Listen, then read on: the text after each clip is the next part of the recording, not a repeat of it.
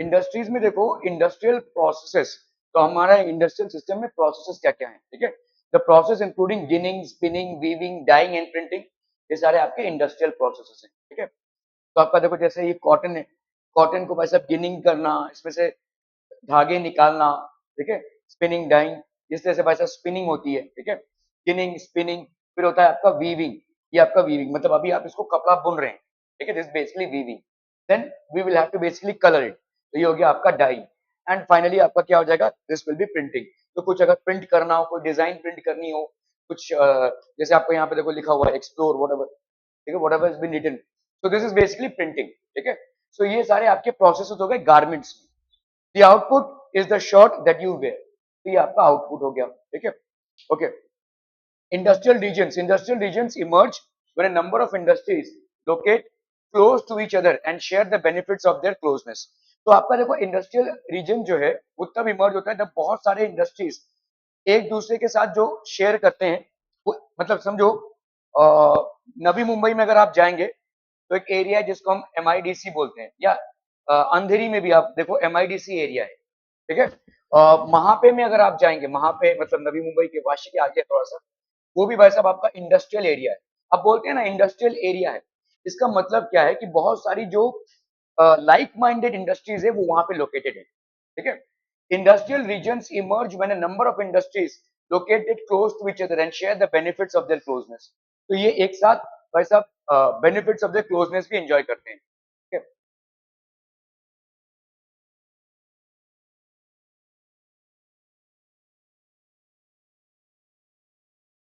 So industrial regions emerge when a number of industries locate close to each other and share the benefits of their closeness.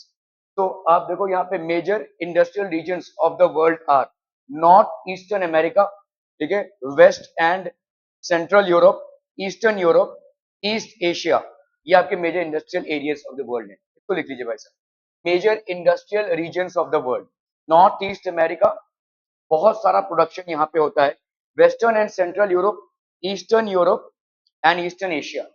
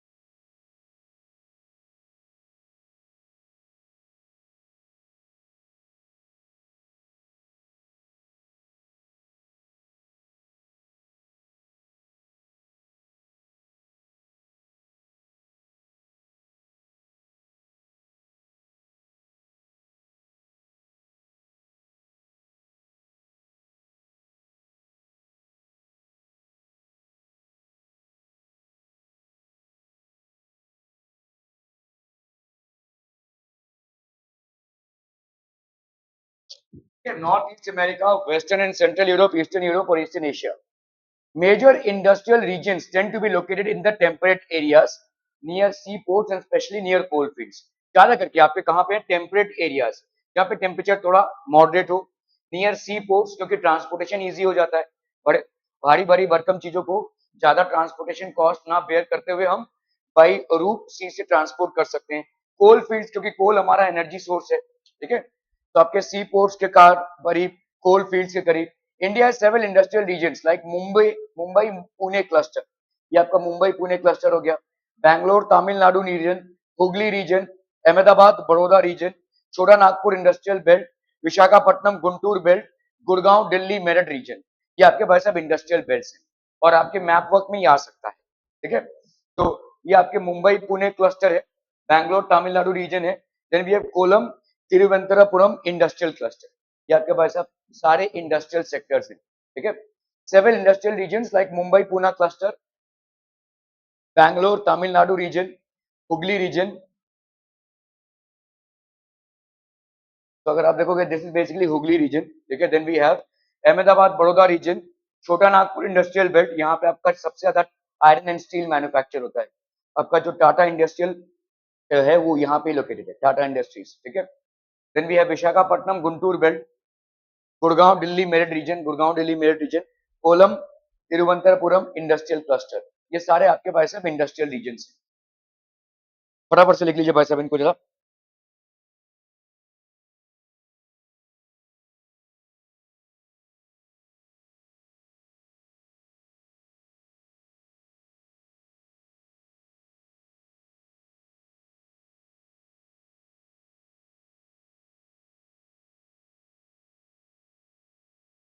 ठीक है, इसी भी video में रहेगा। Industrial disaster, एक बहुत बड़ा डिजास्टर हुआ था in industries. Accidents disasters mainly occur due to technical failure और irresponsible handling of hazardous material. तो कभी कभी बहुत बड़ा डिजास्टर हो जाता है क्योंकि इंडस्ट्रीज में आपके फ्यूल रिसोर्सेज होते हैं और कंटिन्यूअस प्रोसेस चलता रहता है।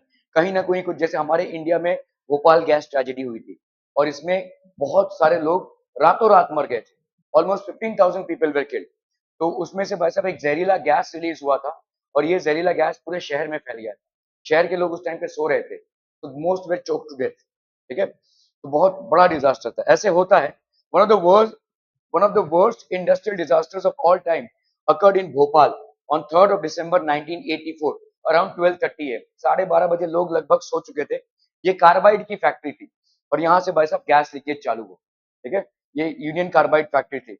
It was basically methyl isocyanate gas which is a poisonous gas. ठीक है, it was a technological accident in which highly poisonous gas, that is methyl isocyanate, started leaking out और ये पूरे शहर में फैल गया। ये ऑफिशियल डेथ टोल, ये ऑफिशियल डेथ टोल है। देखो ऐसे लाशों का ढेर लग गया था 3598 इन 1989। लेकिन बोला जाता है कि बाद में भी बहुत लोग मरे, करीबन 15,000 लोग मरे थे। और जो बच्चे थे, जो प्रेग्नेंट लेडीज थी, उनके बच्चे जो हुए वो अपाहिज पैदा हुए। ठीक है, वो अपाहिज पैदा हुए, मेंटली रिटार्डेड पैदा हुए। Thousands who survive still suffer from one or many ailments like blindness, impaired immune system, gastrointestinal disorders etc। जो लोगों ने सर्वाइव किया वो सब ऐसे या तो ब्लाइंड हो गए वो, या भाई साहब गैस्ट्रो इम्पेयर्ड इम्यून सिस्टम, ये सब चीजों से, बीमारियों से वो सर मतलब भुगत रहे हैं अभी भी। In another accident on 23rd of December 2005, due to gas well blowout in Gao, Huayo, Chongqing, China, 243 people died, 9,000 were injured, and 64,000 were evacuated. So this happened in China, okay, in 2005. Many people died because they were unable to run after the explosion. Those who could not escape in time suffered burns to their eyes, skin, and lungs from the gas. So when you set up an industrial sector, there are many safety norms that you need to follow. और ये norms अगर आप नहीं follow कर रहे हैं तो you are exposing not only your factory workers to risk but also the neighbouring surrounding areas. जैसे मैं किसी को जानता हूँ, chemical engineer one of the factories, chemical factories in वहां पे, तो उनको ना बेल्ट पहनना अलाउड नहीं है, उनको घड़ी पहनना अलाउड नहीं है, मेटालिक कोई भी चीज उनको पहनना अलाउड नहीं है। ही इज अ, उनका अच्छा पोस्ट है but he is not allowed to go in with these things, क्योंकि इससे मतलब एसिड वहां पे बहुत ज्यादा है, एसिड के साथ मेटल का रिएक्शन होता है। ठीक है, इसलिए ये सेफ्टी नॉर्म्स है। These are basically certain safety norm. जैसे अगर आप देखोगे जहां पे भी पेट्रोलियम है उसके आजू बाजू सिगरेट का टपरी उपरी नहीं खोलने देंगे वो लोग। ठीक है, आप सिगरेट पे पी के अगर वहां से जा रहे होंगे तो आपके ऊपर फाइन लग जाएगा, आप अरेस्ट हो सकते हैं, बिकॉज दीज आर हजार्ड्स। ठीक है, ये बहुत बड़ा एक्सीडेंट कॉज कर सकते हैं। Okay, so densely populated residential areas should be separated far away from the industrial areas। जितने भी densely populated residential areas हैं वो industrial areas से काफी दूर होने चाहिए। ठीक है, people staying in the vicinity of industries should be aware of the storage of toxins or hazardous substances and their possible effects in case and when accident occurs। ठीक है, तो people staying in the vicinity of industries, अगर भाई साहब मजबूरन industry के आजू बाजू रह रहे हैं, बहुत सारे लोग ऐसे हैं जो इंडस्ट्रीज में काम कर रहे हैं, तो ऑब्वियसली इंडस्ट्रीज के बाजू में रहेंगे।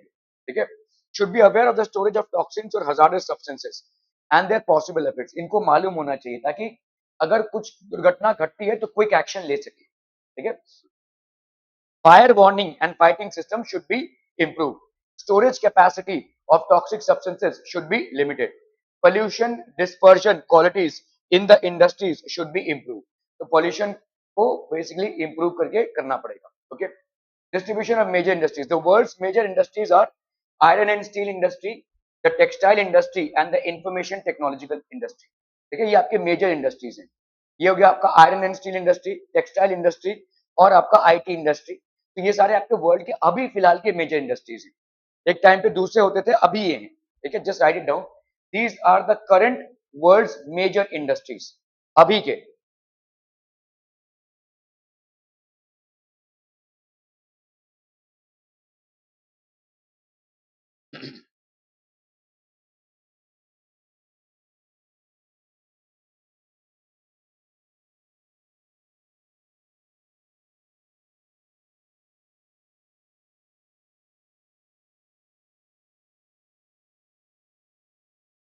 ये आपके मेजर इंडस्ट्रीज हैं। ओके, तो the iron and textile industry are the older industries by information technology.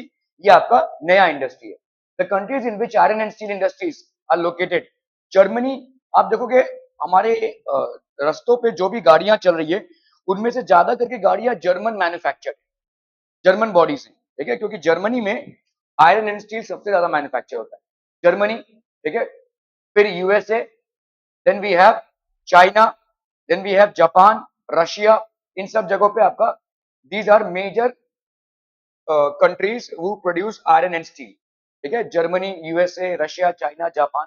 Okay, textile industry, textile industry मतलब कपड़ों का कारोबार किधर किधर है भाई साहब। India is one of the major textile industries, Hong Kong, ठीक है, South Korea, Japan, Taiwan, these are basically major textile industries.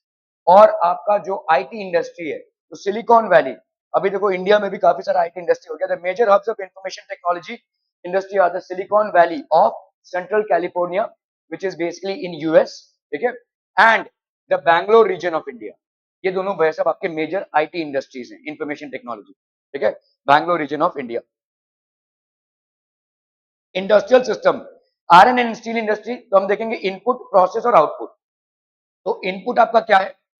This is a feeder industry whose products are used as raw materials for other industries। हम इसको feeder industry क्यों बोलते हैं? क्योंकि यहाँ पे जो बनता है, लोहा बनता है बेसिकली, ये दूसरे इंडस्ट्रीज में काम आता है। तो रेलवे लाइंस बनाने में काम आता है, गाड़ियां बनाने में काम आता है, ब्रिजेस बनाने में काम आता है, हाउस कंस्ट्रक्शन में जो रॉड्स बनते हैं उसमें काम आता है, तमाम चीजों में आप देखोगे, फर्नीचर बनाने में काम आता है। ठीक है, तमाम चीजें जो भी आप देखोगे उसमें लोहे का यूज होता है। ठीक है, so this is a feeder industry, इसीलिए हम इस इंडस्ट्री को क्या बोलते हैं? Feeder industry. ठीक है, इसके जो प्रोडक्ट्स यहाँ पे बनते हैं are used as raw materials for other industries, they are used as raw materials for other industries. Okay, the inputs of the industry include raw materials such as iron ore, coal, limestone, labour, capital, site, infrastructure. ठीक है, ये आपका iron ore है, कोल है, limestone है, labour, capital, site, infrastructure. The process of converting iron ore into steel involves many stages। ठीक है, तो आयरन ओर भाई साहब किसमें कन्वर्ट हो रहा है? स्टील में। The raw material is put in the blast furnace where it goes smelting।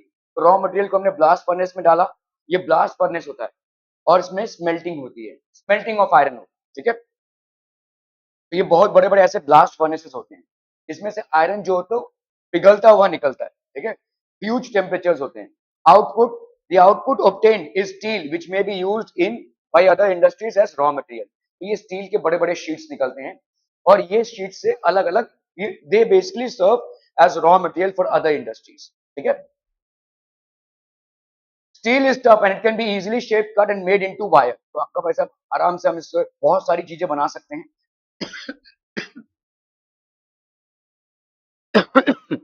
आप देखोगे स्टील के शेप्स अलग अलग जगहों पे अलग अलग है, शेप, कट और वायर। ठीक है, special alloys of steel can be made by adding small amounts of other metals like aluminium, nickel and copper.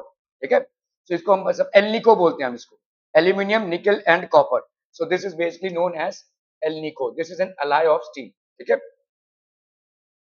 Okay, so alloys give unusual hardness. इससे होता क्या, जब हम दूसरी चीजों को मिलाते हैं, क्यों मिलाते हैं स्टील में? क्योंकि देखो आयरन की एक प्रॉपर्टी होती है, वो जंग खाता है। ठीक है, तो इसको रिमूव करने के लिए alloys give steel unusual hardness, so it becomes hard, it becomes tough और एबिलिटी टू रेजिस्ट रस्ट, और एबिलिटी टू रेजिस्ट रस्ट। ये सारे प्रॉपर्टीज भाई साहब स्टील में आ जाते हैं। Steel is often called the backbone of modern industry. Almost everything we use is either made up of iron or steel or has been made with tools and machinery of these materials। जितनी भी चीजें हम use करते हैं वो सब इनसे ही बने हुए हैं। ठीक है, ships, train, trucks and autos are made largely of steel. बड़े बड़े शिप्स, आपके ट्रेन हो गए, ठीक है, ट्रक्स हो गए, ऑटोज तक, ठीक है, ये सारे आपके स्टील से बने हुए हैं। Even the safety pins and the needles that you use are made up of steel. बहुत बड़ी अपने आप में एक इंडस्ट्री है जिसका बहुत बड़े पैमाने पे रिक्वायरमेंट है। Oil wells are drilled with steel machinery, ठीक है, स्टील पाइपलाइंस हैं आपके, transport oil, minerals are mined with steel equipment, ठीक है, large buildings, farm machines are mostly made up of steel, large buildings have steel framework, आपका देखो यहाँ पे स्टील का फ्रेमवर्क होता है ये पूरा पूरा, ठीक है। Before 1800 AD, iron and steel industry was located where raw materials, power supply and running water were easily available. ठीक है, यहाँ से ये raw materials, power supply, running water जहाँ पे easily available था, ठीक है, okay. Later, the ideal location of the for industry was near the coal fields and close to canals and railways. तो coal fields, canals, जहाँ से देखो आपको coal मिल सके, coal is basically what? A source of energy. आप देख रहे हैं ब्लास्ट फर्नेस में भाई साहब टेम्परेचर 1500 डिग्री सेंटीग्रेड है, ठीक है, canals and then we have railways. तो इसमें भाई साहब, so after 1950 iron and steel industry began to located on large parts of flat land near seaports, ठीक है, this is because by this time steel works had become very large and iron ore had to be imported from overseas। तो iron ore भाई साहब overseas से import होने लगा। In India, iron and steel industry has developed, taking advantage of raw materials, cheap labor, transport and market. तो India में भाई साहब डेवलपमेंट हुआ है आयरन एंड स्टील इंडस्ट्री का, क्यों? क्योंकि it has taken advantage of raw materials, cheap labour मिलता है यहाँ पे, और क्योंकि आयरन एंड स्टील इंडस्ट्री में बहुत हाई लेबर की रिक्वायरमेंट है, ठीक है, सो लेबर हमको चीप में मिल जाता है यहाँ पे, ऑलरेडी बहुत सारे अनएम्प्लॉयमेंट है, कोई भी भाई साहब काम करने के लिए तैयार होगा, ठीक है, क्योंकि आयरन एंड स्टील इंडस्ट्री में हीट, टेम्परेचर ये सब बहुत ज्यादा होता है, यहाँ पे चीप में लेबर मिल जाता है, जल्दी से आप आयरन एंड स्टील इंडस्ट्री को बड़े बड़े कंट्रीज में ओपन नहीं कर सकते क्योंकि labour will not be ready to work there, क्योंकि यहाँ पे टेम्परेचर बहुत ज्यादा होता है, थोड़ा सा ह्यूमिडिटी ज्यादा होती है, ठीक है, तो लेकिन इंडिया में भाई साहब ऐसे ही अनएम्प्लॉयमेंट ज्यादा है तो लोग काम करने के लिए रेडी हो जाते हैं। ट्रांसपोर्ट एंड मार्केट, मार्केट भी काफी ज्यादा है, ठीक है, तो इसलिए iron and steel industry, so these are basically the raw materials, labour, ठीक है, ट्रांसपोर्ट और मार्केट, ये सारे आपके भाई साहब, तो ये आपका रॉ मटेरियल हो गया आयरन ओर, इससे भाई साहब हम ये सब बनाते हैं, ठीक है। All the important steel producing centres are located in the Chota Nagpur plot. ये देखो आपका भिलाई, दुर्गापुर, बर्नपुर, जमशेदपुर जहां पे टाटास है, ठीक है, then we have Rourkela.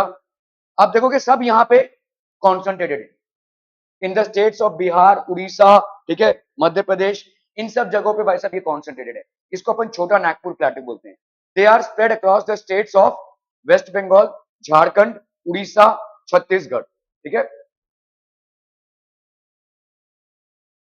The other important steel centers using local resources are Salim, which is basically located, and Bhadravati in Karnataka, Vishakhapatnam, ठीक है। So these are basically, तो जमशेदपुर ये है आपका, देखो टाटास, ये आपका बहुत पहले का पिक्चर है, Tata iron and steel company. Before 1947 there was only one iron and steel plant in the country, that is Tata Iron and Steel Company Limited, which was also known as TISCO। ये हमारे independence के पहले से है, before independence, ठीक है।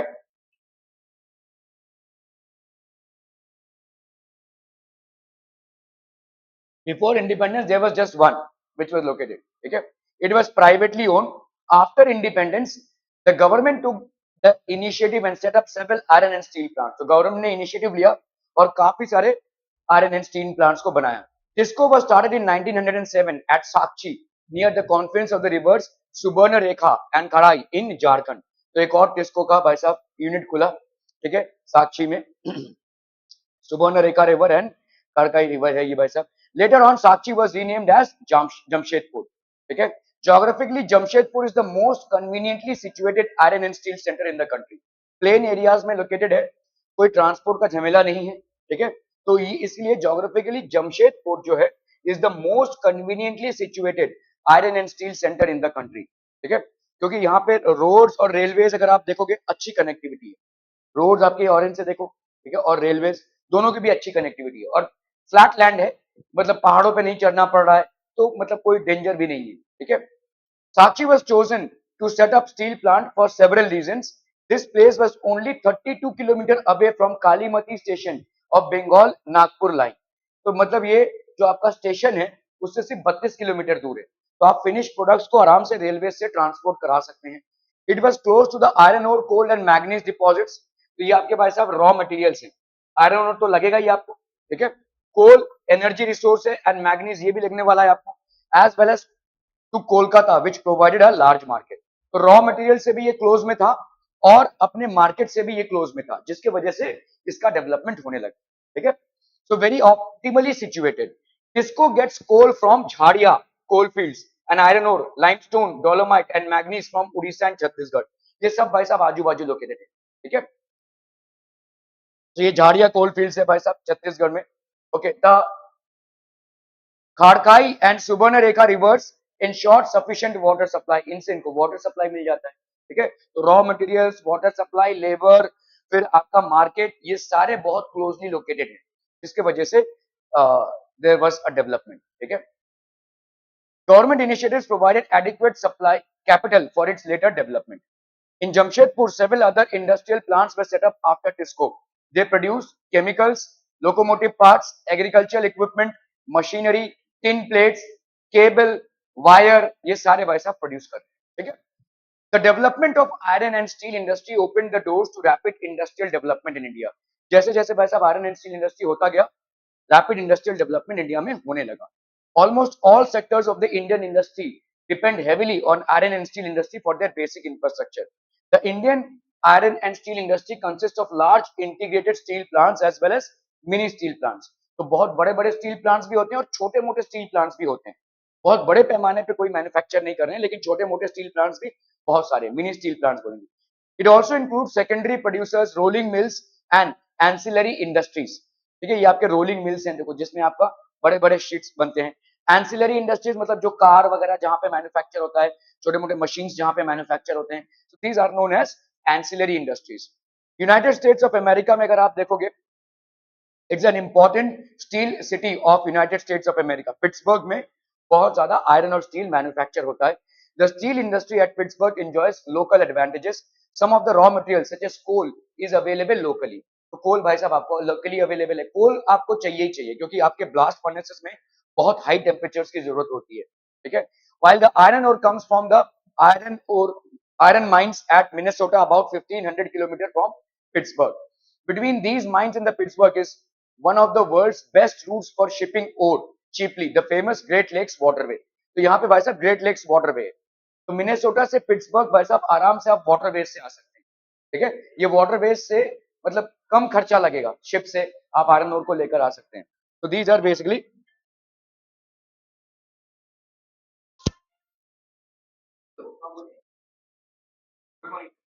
हाँ,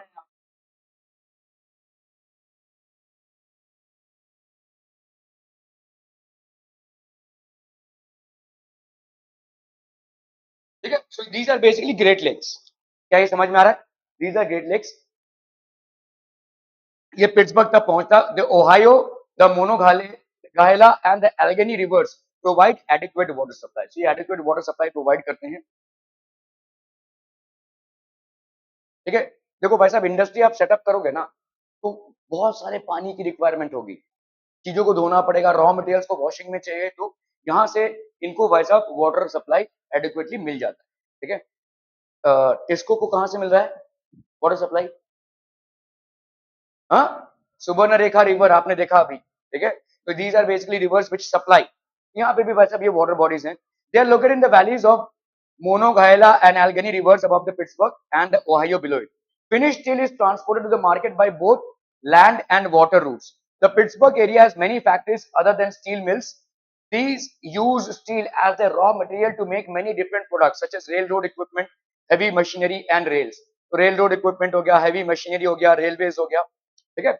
So this was pretty much about how the iron and steel industry operates in India and how the iron and steel industry is basically located in America. तो आप देखोगे जितनी भी इंडस्ट्रीज हैं, वो अपने रॉ मटेरियल से, वो अपने मार्केट से, वो अपने एनर्जी सोर्सेज से, और वो अपने ट्रांसपोर्टेशन से काफी क्लोजली लोकेटेड होते हैं। दैट इज बेस्ट, क्योंकि ये हैवी इंडस्ट्री है। देखो, आयरन और स्टील भाई साहब अगर आप ट्रक से लेकर जाओगे तो बहुत ट्रक्स लगेंगे और बहुत डेंजरस भी है, ठीक है। गारमेंट्स आप कहीं भी मैन्युफैक्चर करो, दुनिया के किसी कोने में भी मैन्युफैक्चर करो, वो हल्के होते हैं। उनका ट्रांसपोर्टेशन लोड वाला काम नहीं है, लेकिन आयरन ओर को ट्रांसपोर्ट करना या फिनिश्ड आयरन प्रोडक्ट्स को ट्रांसपोर्ट करना, ये भाई साहब लोड वाला काम है। क्या ये समझ में आ रहा है?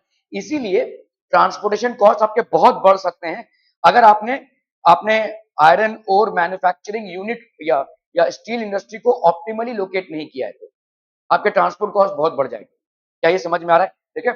So now we will come to cotton textile industry. India happens to be one of the major producers of garments. The cotton textile industry, weaving clothes from yarn, is an ancient yarn.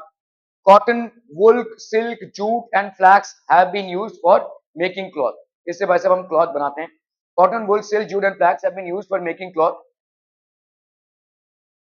The textile industry can be divided on the basis of raw materials used in them. Fibers are the raw materials of textile industry. Fibers can be natural or man-made. तो ऐसे natural भी हो सकते हैं और man-made भी हो सकते हैं. Natural fibers are obtained from silk, jute, cotton, linen. Man-made fibers include nylon, polyester, acrylic, rayon. ठीक है? The cotton textile industry is one of the oldest industries in the world. ये भाई साहब बहुत old industry है. ठीक है? Till the industrial revolution in the 18th century, cotton cloth was made using hand spinning techniques, wheels and looms. In the 18th century, power looms facilitated the development of cotton textile industry, first in Britain and later in other parts of the world. तो ये आपके power looms बन गए. ये power looms बहुत बड़े पैमाने पे कॉटन को टेक्सटाइल में कन्वर्ट करते थे. ठीक है. Today, India, China, Japan and the USA are important producers of cotton textiles. So India, China and Japan are important producers of cotton textiles and US. India has glorious tradition of producing excellent cotton textiles. Okay? Before the British rule, India had spun and hand woven cloth already had a wide market. Okay? The cloths worldwide known for their quantity and design are the muslins of Dhaka, Knights of Palusipatnam, Calicoes of Calcutta, Gold Rod Cotton of Bonpur, Surat and Vadodara. ये आपके भाई साहब सब cotton textile mills थे. ठीक है. But the production of hand woven cotton textile was expensive and time consuming. ये भाई साहब एक्सपेंसिव था और टाइम कंज्यूमिंग था. ये हैंड वोवन मतलब था बहुत धीरे धीरे होता था ये और काफी लेबर का रिक्वायरमेंट था. ठीक है. Hence, traditional cotton textile industry could not face the competition from the new textile mills of the West. जब ब्रिटिशर्स आ गए तो उन्होंने बहुत बड़े पैमाने पे कपड़ों की मैन्युफैक्चरिंग चालू कर दी क्योंकि इनके पास इम्प्रूव्ड मशीनरीज थी. ठीक है. Which produced cheap and good quality fabrics through mechanized industrial units. The first successful mechanized textile mill was established in Mumbai in 1854. आज जो आपको मुंबई दिख रहा है ना, वो इन मिल्स के चलते हैं. ठीक है. ये जो मिल्स हैं वो अगर नहीं आते थे तो ये आपका डेवलपमेंट नहीं होता था. तो all the development that you see is basically due to these mills. ठीक है. तो आपका जो कॉटन टेक्सटाइल इंडस्ट्री है, कॉटन मिल्स जो है वो मुंबई में पहले स्टैब्लिश हुए थे. हालांकि क्या हुआ कि जैसे ही मिल स्टैब्लिश हुए बहुत बड़ी तादाद में गांव भर से लोग आए यहाँ पे काम करने के लिए क्योंकि इन कॉटन मिल्स में बहुत बड़े वर्क फोर्स की जरूरत थी. तो ऐसा तो चलता रहा बहुत सालों तक, 4-5 मतलब पूरा मुंबई बस गया. लाखों लोग आए यहाँ पे काम करने के लिए. जो किसान थे, जो फार्मर्स थे, वो धीरे धीरे अपना गांव से जमीन जायदाद बेचकर यहाँ पे आ गए, सेटल हो गए. धीरे धीरे भाई साहब मिल वर्कर्स का स्ट्राइक चालू हुआ. उनको पगार बढ़ाओ, उनका ज्यादा फैसिलिटी दो. ये स्ट्राइक चालू होते होते होते होते होते सारे मिल्स बंद हो गए. ठीक है. क्योंकि अभी जो ओनर्स थे वो देख रहे थे कि भाई साहब रोज रोज का इनका स्ट्राइक का झमेला है, हम मशीन्स ले आते ना, इनकी जरूरत ही नहीं है. तो मशीन्स आ गए उस टाइम से. अभी भी बहुत सारे कॉटन मिल्स हैं जो बंद पड़े हुए हैं, ऐसे ही पड़े हुए हैं. ठीक है. तो the first successful mechanised textile mill was established in Mumbai in 1854. The warm moist climate, आपका वार्म और क्या है भाई साहब आपका moist climate. So this will be the warm, moist climate, a port importing machinery, availability of raw material and skilled labor resulted in rapid expansion of the industry in the region. Okay. So warm climate है, moist climate है, ports हैं, raw materials हैं, labor है. Initially this industry flourished in the states of Maharashtra and Gujarat because of favorable humid climate. तो यहाँ पे बहुत ज्यादा ये फेमस था. महाराष्ट्र में ज्यादा करके कॉटन मिल्स हैं. ठीक है. But today humidity can be created artificially and raw cotton is a pure and not weight losing raw material. So this industry has spread to other parts of India. ये अभी दूसरे parts में भी पहुंच गया है. Some important center for cotton textile in India are Coimbatore, ठीक है, कानपुर, चेन्नई, अहमदाबाद, मुंबई, कोलकाता, लुधियाना, ठीक है, आज की तारीख में बहुत जगहों पे ये फैल चुका है। ठीक है, कॉटन टेक्सटाइल इंडस्ट्री अहमदाबाद, ये आपका गुजरात है, it is located in Gujarat on the banks of Sabarmati river, Sabarmati river के बैंक्स में है। ठीक है, the first mill was established इन 1859, ये भाई साहब आपका देखो मिल है, बहुत बड़े पैमाने पे कपड़ों की मैन्युफैक्चरिंग हो रही है। It soon became the second largest textile city of India after Mumbai. ठीक है, Ahmedabad was therefore often referred to as the Manchester of India. Favorable location factors were responsible for the development of the textile industry in Ahmedabad. ठीक है, Ahmedabad is situated very close to the cotton growing area. तो आपका इसको हम बोलते हैं proximity to the raw material access. ठीक है, this ensures easy availability of raw material. भाई साहब raw material यहाँ से easily available है. The humid climate is ideal for spinning and weaving. The flat terrain and easy availability of land is suitable for the establishment of the mills. तो flat terrain है भाई साहब, कोई पहाड़ी इलाका नहीं है। ठीक है, the densely populated states of Gujarat and Maharashtra provide both skilled and semi-skilled labor. Gujarat और महाराष्ट्र से हमको skilled और semi-skilled labor दोनों भी मिल जाता है। Well developed road and railway network permits easy transportation of textiles to different parts of the country, thus providing easy access to the market. Mumbai port nearby facilitates import of machinery and export of cotton textiles. तो machines जो दूसरे देशों में बनते हैं उनका import बहुत easy हो जाता है इससे, और एक बार कॉटन जो मैन्युफैक्चर हो गया उसका एक्सपोर्ट भी। ठीक है, so this facilitates both ways, but in the recent years Ahmedabad textile mills have been having some problems. ठीक है, several textile mills have closed down, this is primarily due to the emergence of new textile centres in the country. तो अभी भाई साहब दूसरे centres आ गए, as well as non upgradation of machines and technology in the mills of Ahmedabad. तो अहमदाबाद वाले अपने को अपग्रेड नहीं कर रहे हैं, अपग्रेड करना बहुत जरूरी होता है। ठीक है, किसी भी बिजनेस को में अपने आप को अपग्रेड करते रहना बहुत जरूरी है। ठीक है, सो इस चीज की वजह से थोड़े बहुत जो आपके अहमदाबाद के इंडस्ट्रीज हैं वो बंद हो रहे हैं। ठीक है, ओसाका, अभी देखो कॉटन टेक्सटाइल इंडस्ट्री जापान में इंपॉर्टेंट है, it is an important textile centre of Japan, also known as the Manchester of Japan. The textile industry developed in Osaka due to several geographical factors. The extensive plain around Osaka ensured that land was easily available for the growth of cotton mills. ठीक है, warm humid climate is well suited for spinning and weaving. The river Yodo provides sufficient water for the mills. यहाँ से भाई साहब पर्याप्त मात्रा में water मिल जाता है। Location of port facilitates import of raw cotton and for exporting textiles. Labor is easily available. यहाँ पे easily available labor है। The textile industry at Osaka depends completely upon the imported raw materials. Cotton is imported from Egypt. ठीक है, इन सब जगहों से भाई साहब cotton is imported from the finish product. तो आप देखो जापान में बहुत एक चालाक राष्ट्र है। ठीक है, ये यहाँ से कॉटन को इंपोर्ट करवाता है और यहाँ पे अपने ह्यूमन रिसोर्सेज को उन्होंने डेवलप किया, मशीन्स को डेवलप किया और फिनिश प्रोडक्ट। हालांकि जापान में कॉटन का मतलब they are not grown but they are exported. Japan is not an agricultural country. ठीक है, so cotton is imported from these countries, USA, Egypt, India, China, और फिनिश प्रोडक्ट बनाकर ये बेच रहे हैं। ठीक है, इन्होंने अपने मशीन्स को अपग्रेड किया है, इन्होंने अपने ह्यूमन रिसोर्सेज को अपग्रेड किया। ठीक है, the finish product is mostly exported and has a good market due to the quality and low price. ठीक है, क्वालिटी और लो प्राइस के लिए though it is one of the most important textile cities in the country, of late the cotton textile industry of Osaka has been replaced by other industries such as iron and steel, ठीक है, machinery, ठीक है, ship building, automobiles, electrical equipments, cement, ठीक है, इन सब चीजों से ये रिप्लेस हुआ है। जापान में देखो रॉ मटेरियल्स नहीं है, लेकिन उन्होंने अपने वर्क फोर्स को बहुत अच्छे से कल्चर किया है। ठीक है, जिसकी वजह से ये चेंजेस हमको देखने को मिल रही है। Information technology, the information technology industry deals in storage, processing and distribution of information. Today this industry has become global. This is due to a series of technological, political and socio-economic events. ये आज की तारीख में भाई साहब एक global industry हो चुका है। ठीक है,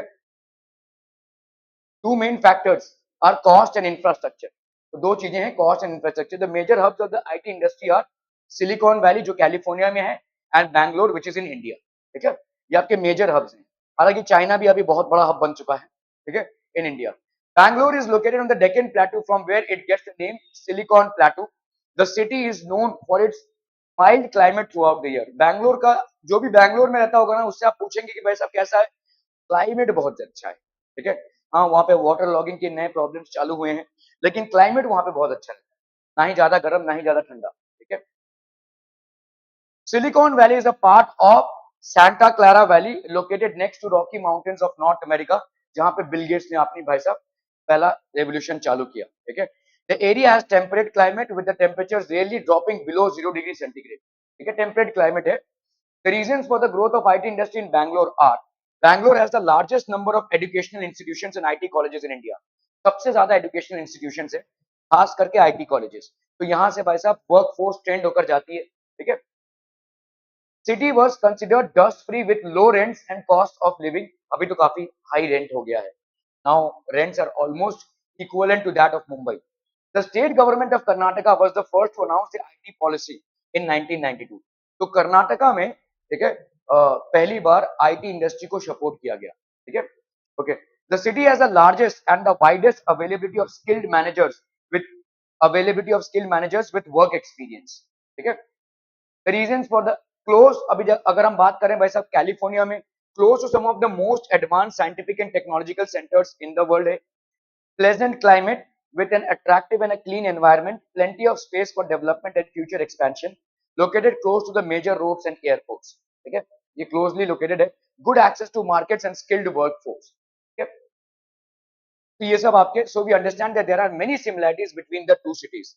जितना आप भाई साहब ट्रांसपोर्ट को इनकरेज करेंगे, जितना आपको गवर्नमेंट का सपोर्ट मिलेगा, जितना आपका प्लेजेंट क्लाइमेट होगा, ये सब इंडस्ट्रीज इंप्रूव होंगी, क्योंकि यहाँ पे आपका मेन रॉ मटेरियल है ह्यूमन रिसोर्स, ठीक है। ह्यूमन रिसोर्स का जितना डेवलपमेंट होगा, इस तरीके की इंडस्ट्रीज उतनी ज्यादा डेवलप होगी, ठीक है। नॉलेज है कि नहीं, आईटी पार्क्स है कि नहीं, आपके एजुकेशनल इंस्टीट्यूट्स है कि नहीं, how is the human resource basically encouraged, ठीक है। There are other emerging information technology hubs in metropolitan centers of India such as Mumbai.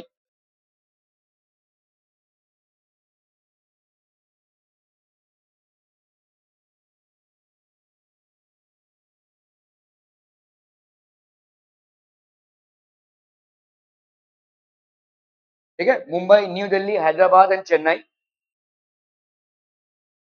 Other cities such as Gurgaon, Pune, Thiruvananthapuram, Kochi and Chandigarh are also important centers of the IT industry. ये सब भाई साहब आपके important centers हैं IT industry के। और Bangalore has always had a unique advantage as a city with highest availability of middle and top management talent. तो middle management या टॉप मैनेजमेंट टैलेंट में वर्क फोर्स आपको बहुत ज्यादा अवेलेबल है बैंगलोर जैसे सिटी में, ठीक है। Imagine how much could be accomplished if companies could cooperate on a 24-hour workday. Some software companies in the United States of America and Bangalore, India, have joined hands to achieve this. यहाँ पे होता क्या है, जैसे आपका US में जो लोग हैं वो 8 घंटा काम कर रहे हैं और बाकी के 8 घंटे इंडिया को दे दिया है, या 12 घंटे इंडिया को दे दिया, तो बेसिकली ये 24 घंटे काम कर रहे हैं, मतलब सॉफ्टवेयर कंपनीज है ये। आप अगर इनको कॉल करोगे तो 24 आवर्स अवेलेबल है। आप बोलोगे भाई 24 आवर्स कोई कंपनी चल कैसे सकती है, लेकिन वहां पे 8 घंटा काम चल रहा है और बाकी का काम 16 घंटा इंडिया से आउटसोर्स हुआ है, मतलब यूएस वालों ने इंडिया को ये काम दिया रखा है। आज की तारीख में तो भाई साहब कोई भी, अभी जैसे मैं आपका क्लास ले रहा हूँ, क्या आप इसको ऑनलाइन देख सकते हैं? बिल्कुल देख सकते हैं। आज की तारीख में तो जैसे वर्क फ्रॉम होम है, आप घर बैठे भाई साहब यूएस की कंपनी का काम कर सकते हैं, है ना। तो यहाँ पे यूएस की कंपनी ने इंडिया को काम दे दिया। अभी क्या है, सुबह के जो टाइम है वहां का जो टाइम है, वहां पे 8 घंटे वहां के लोग काम कर रहे हैं और बाकी का 16 घंटा इंडिया के लोग काम कर रहे हैं। तो कंपनीज को लग रही भाई साहब 24 आवर्स सर्विस मिल रही है ना, जो भी इनके क्लाइंट्स है। तो ये सब काफी चल रहा है। So, for example, two software professionals, Danny in Silicon Valley in California and Smita in Bangalore, are working on a joint project. ये दोनों भाई साहब एक ही प्रोजेक्ट पे काम कर रहे हैं। एक भाई साहब 7 समुंदर पार यूएस में है और एक यहाँ पे है, लेकिन दोनों कोलैबोरेशन से काम कर रहे हैं। ये उधर काम कर रहा है, ये इधर काम कर रही है।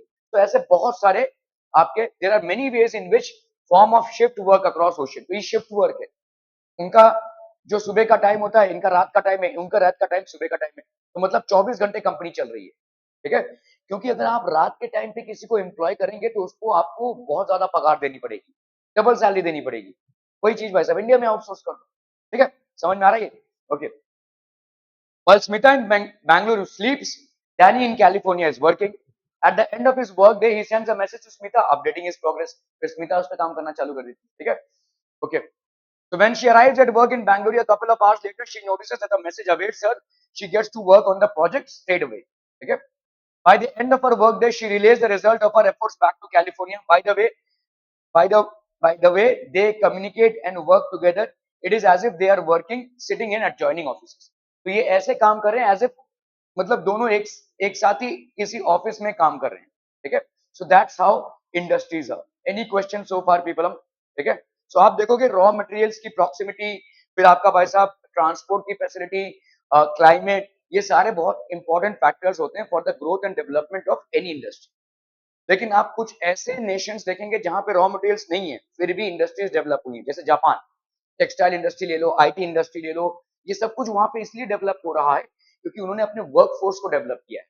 वो दुनिया भर से माल मंगाते हैं रॉ मटेरियल, उसको भाई साहब प्रोड्यूस करके फटाफट ताबड़तोड़ चीप प्राइस में एक्सपोर्ट करते हैं, ठीक है. So in spite of not being at the centre और hub of raw materials, still by just upgrading their workforce they are able to export a huge and a whole lot of things all across the nations, ठीक है, जिससे वो कमा रहे हैं. तो इसीलिए अगर आपकी रॉ मटेरियल्स की अवेलेबिलिटी नहीं भी रहेगी, ठीक है, अगर आपके क्लाइमेटिक कंडीशंस फेवरेबल नहीं भी रहेंगे, लेकिन अगर आपने वर्क फोर्स को ट्रेन किया है, ह्यूमन रिसोर्सेज को ट्रेन किया है, तो आपको कभी भी डेवलपमेंट में कमी नहीं दिखाई देगी, ठीक है. You will not see any. और उल्टा होता है कि अगर आपने वर्क फोर्स को डेवलप नहीं किया और आपके बहुत सारे रॉ मटेरियल्स और बहुत सारी नेचुरल रिसोर्सेज से आप भरपूर आपको सप्लाई मिल रहा है, फिर भी आपका डेवलपमेंट नहीं होगा. Africa is one example. Africa में डायमंड, गोल्ड ये सब मिलता था, लेकिन लोगों को लोग नॉलेजेबल नहीं थे, पढ़ाई लिखाई नहीं हुई, एजुकेशन नहीं हुआ, रिसोर्सेज का ह्यूमन रिसोर्स का डेवलपमेंट नहीं हुआ. इसलिए क्या हुआ, बाहर के लोग आए, इन्होंने इन्हीं लोगों से काम करवा कर गोल्ड और डायमंड माइंस से रातों रात भाई साहब मिलियनेयर्स बन गए, लेकिन ये कंट्री गरीब की गरीब रह गई. So why, because they didn't develop their human resources. इन्होंने अपने ह्यूमन रिसोर्सेज को डेवलप नहीं किया, ठीक है. जापान का हिस्ट्री बहुत खराब है. मतलब उसमें बहुत सारे ऐसे अंपायर्स आए थे जो फिजिबल नहीं थे, इसीलिए उन्होंने क्या किया है, अपने पाठ्यक्रम से हिस्ट्री को डिलीट कर दिया, मॉडर्न हिस्ट्री को रखा है. और मॉडर्न हिस्ट्री मतलब अब हम नया राष्ट्र बनाएंगे. जापान बहुत इंटरेस्टिंग नेशन है, ठीक है. तो उन्होंने क्या किया कि अरे यार ये हमारी हिस्ट्री ना अच्छी नहीं है, let's scrap this, let's not. अभी स्टूडेंट्स को भी ये क्यों पढ़ाना, स्टूडेंट्स को भी हम ऐसा नहीं पढ़ाएंगे, स्टूडेंट्स को अलग मानसिकता से तैयार करेंगे. तो right from the bottom level इन्होंने स्टूडेंट्स को भी वो हिस्ट्री नहीं पढ़ने दिया जो मतलब बेकार था, उसको स्क्रैप कर दिया. उन्होंने नया हिस्ट्री का निर्माण किया, उन्होंने नई कंट्री का निर्माण किया. तो बहुत फंडामेंटल तरीके से इन्होंने कंट्री का निर्माण किया है. यहाँ पे सिर्फ एक ही चीज इंपॉर्टेंट है, ह्यूमन रिसोर्सेस. उनको मालूम है कि अगर ह्यूमन रिसोर्सेस को हमने डेवलप किया, स्किल सेट्स प्रोवाइड किए, नॉलेज दिया, एजुकेशन दिया, कंट्री डेवलप होगी.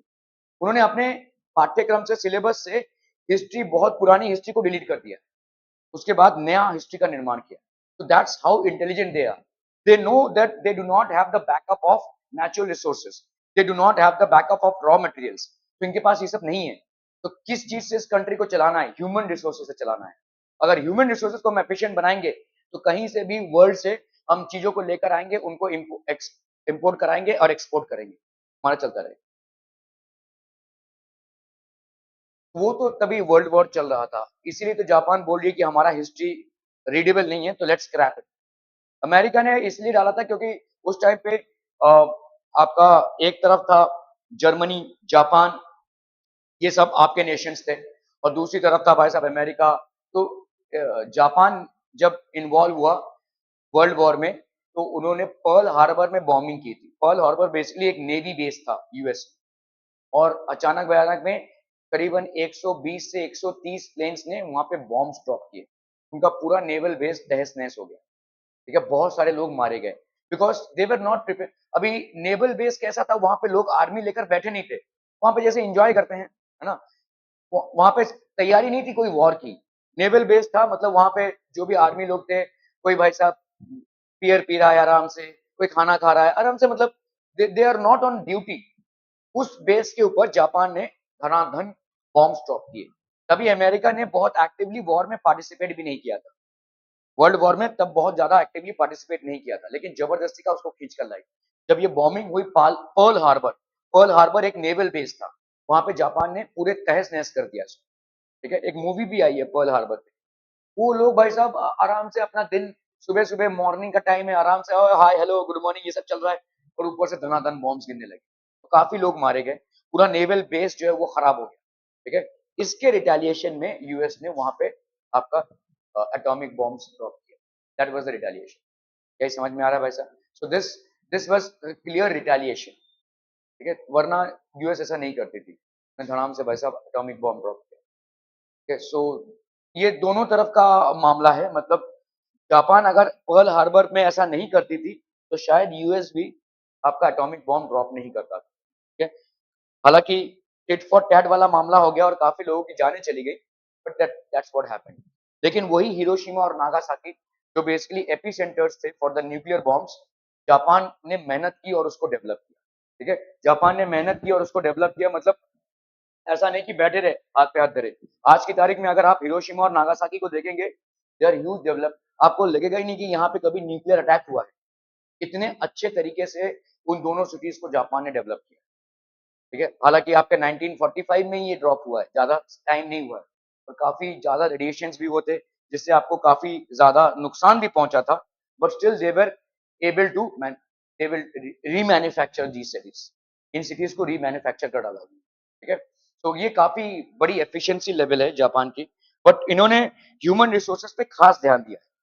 तो just by concentrating on human resources, अभी आप देखोगे जापान में अर्थक्वेक्स बहुत ज्यादा आते हैं, तो नेचुरल कैलामिटी सेंटर है वो, मतलब अर्थक्वेक्स के एपिसेंटर पे है, वहां पे जो आपके टेक्टोनिक प्लेट्स होते हैं उनके एपिसेंटर पे, इसलिए वहां पे काफी ज्यादा आपका अर्थक्वेक्स आते रहते हैं, फिर भी Japan has able to manage itself. Any more questions? So this basically completes your chapter of industries.